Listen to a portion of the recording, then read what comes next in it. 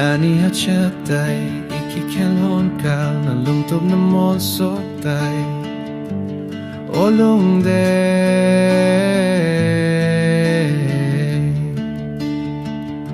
lungnat na ding bep lung shit ka na chan tunang na chetay kaya ko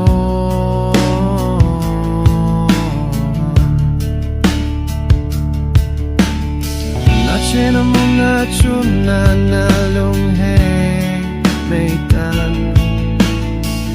Kay kumana hung kinong halo Na din god Kisil nang hey nang tuakon Nan mil tange kalung lai sung akon Na hin ka pongge Na hin ngay pongge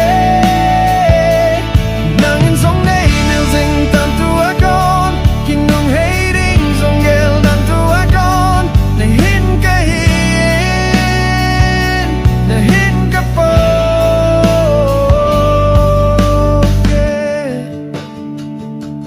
Lhani at chetay Ikihaw lokal na day bang til che hitam Olung de